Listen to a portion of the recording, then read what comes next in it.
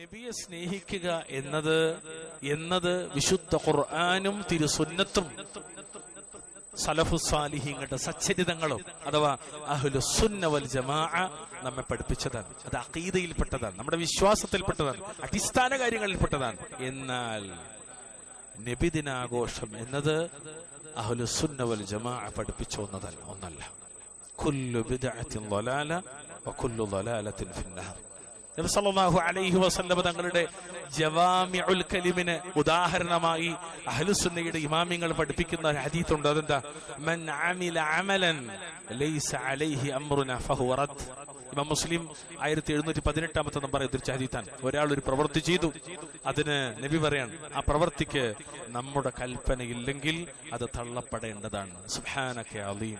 നബി സല്ലല്ലാഹു അലൈഹി വസല്ലം പറഞ്ഞ തള്ളേണ്ടുന്നതിൽപ്പെട്ടതാണ് നബിദിനാഘോഷം. കാരണം എന്താ?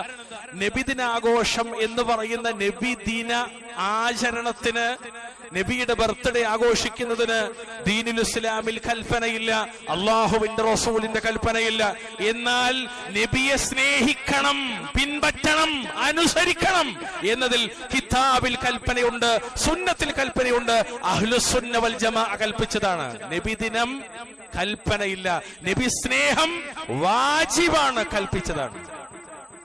രണ്ടും വ്യത്യാസം മനസ്സിലാക്കണം. നോക്കൂ, നിങ്ങള് ഉത്തമ തലമുറ സ്വഹാബത്ത്, താബികൾ, തബൂലത്തുബായികൾ അവർ നബിയെ സ്നേഹിച്ചു. എന്നാൽ അവരിൽ ഒരാൾ പോലും നബിദിനം ആഘോഷിച്ചിട്ടില്ല, അവരത് ചെയ്തില്ല. ഇമാം സഖാവി റഹ്മത്തുള്ളാഹി അലൈഹി പറയുന്നൊരു വാചകമുണ്ട്, സീറത്തു നബവിയിൽ കാണാം, ഇന്ന അമലൽ മൗലിദി ഹദഥ. ഈ പറഞ്ഞ പരിപാടി അത് പുതിയതാണ്. ബഅദൽ ഖുറൂനി സലാസ, ഉത്തമരായ 3 തലമുറകൾക്ക് ശേഷം. സ്വഹാബത്തിന് ഇത് പരിചയമില്ല, താബികൾക്ക് പരിചയമില്ല, തബൂലത്തുബായികൾക്ക് പരിചയമില്ല, അഹ്ലുസുന്നത്തിന്റെ ഇമാമിങ്ങളായ അയിമ്മത്തുകൾക്ക് പോലും പരിചയമില്ല. പുത്തനാണ്. അവിടെ നിന്ന് ആലോചിച്ചൊക്കെ 3 നൂറ്റാണ്ടിലെ ഉത്തമരായ ആളുകൾക്ക് അറിയില്ല. പിന്നെ ഇത് കൊണ്ടുവന്നതാരാ? കഴിഞ്ഞ ഖുത്ബയിൽ നമ്മൾ പറഞ്ഞിരുന്നു, അത് ഷിയഈകളാണ്, അഹ്ലുസുന്നയല്ല, ഷിയഈകളാണ്.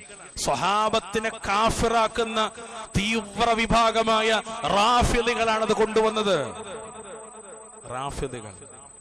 അവിടെ നമ്മൾ വീണ്ടും നബിയെ കുറിച്ച് പഠിക്കണം, നബിയുടെ വാക്ക് പഠിക്കണത്, മൻ അഹ്ദഥ ഫീ അംരിനാ ഹാദാ മാ ലൈസ മിൻഹു ഫഹുവ റദ്ദ്. നമ്മുടെ ഈ കാര്യത്തിലില്ലാത്തത് നിർമ്മിച്ചാൽ അത് സ്വീകാര്യമല്ല, തള്ളപ്പെടേണ്ടതാണ്. നോക്കൂ, നബിയെ സ്നേഹിക്കണം, അതുള്ളതാണ്, വാജിബാണ്. എന്നാൽ നബിയുടെ ജന്മദിന ആഘോഷം അതില്ലാത്തതാണ്, തള്ളപ്പെടേണ്ടതാണ്. അതുകൊണ്ടാണ് അഹ്ലുസുന്ന വൽ ജമാഅ തള്ളിയത്. മഹാനായ സ്വഹാബി അബ്ദുല്ലാഹി ഇബ്നു മസ്ഊദ് റളിയല്ലാഹു തആല അവിടുന്ന് പറയാണ്, ഇത്തബിഉ വലാ തബ്തദിഉ. നിങ്ങൾ പിൻപറ്റുക, അള്ളാഹുവിന്റെ റസൂലിനെ നിങ്ങൾ പിൻപറ്റുക. ഈ റസൂൽ സല്ലല്ലാഹു അലൈഹി വസല്ലം കൊണ്ടുവന്ന ആധാറുകൾ പിൻപറ്റുക. ഒരിക്കലും വലാ തബ്തദിഉ, നിങ്ങൾ എന്ത് ചെയ്യരുത്? പുതിയതുണ്ടാക്കരുത്. ഫഖദ് കുഫീതും വകുല്ലു ബിദ്അത്തിൻ ളലാല. എന്താണോ നബി കൊണ്ടുവന്നത് അത് മതി, എല്ലാ ബിദ്അത്തും ളലാലത്താണെന്ന്.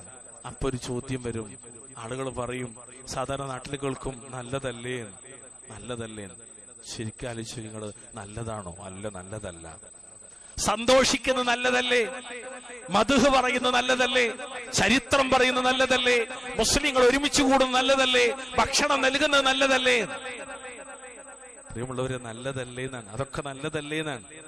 എന്നാൽ അത്തരം ആളുകളോട് മഹാനായ മുത്തബിഉ സുന്ന അബ്ദുല്ലാഹി ഇബ്നു ഉമർ റളിയല്ലാഹു തആല അൻഹുമാ അവിടെ നൽകിയൊരു വാക്ക് മാത്രമേ എനിക്ക് പറയുള്ളൂ. ഇമാം ദാരിമി അദ്ദേഹത്തിന്റെ സുന്നത്തിൽ ഉദ്ധരിക്കുന്ന ഹദീസ് എന്താ അറിയോ? കുല്ലു ബിദ്അത്തിൻ ളലാല. എല്ലാ ബിദ്അത്തും ളലാലത്താണ്, വഴികേടാണ്. വ ഇൻ റആഹ അന്നാസു ഹസന. ആളുകൾക്കത് നല്ലതായി തോന്നിയാലും ശരി, എല്ലാ ബിദ്അത്തും വഴികേടാണ്. വഴികേടുകൾ മുഴുവൻ നരകത്തിലേക്കാണ്. അപ്പൊ എന്താ മനസ്സിലാകുന്നത്? നബിദിനാഘോഷം വ്യക്തമായ ബിദ്അത്താണ്, പുതിയതാണ്. എന്നാൽ നബിയെ സ്നേഹിക്കുക എന്നത്, നബിയെ അനുസരിക്കുക എന്നത്, നബിയെ പിൻപറ്റുക എന്നത് അള്ളാഹുവിന്റെ ദീൻ കൽപ്പിച്ചതാണ്, നിർബന്ധമായി മുറുകെ പിടിക്കേണ്ടതാണ്. അല്ലാഹു തആല നമുക്ക് തൗഫീഖ് നൽകുമാറാകട്ടെ.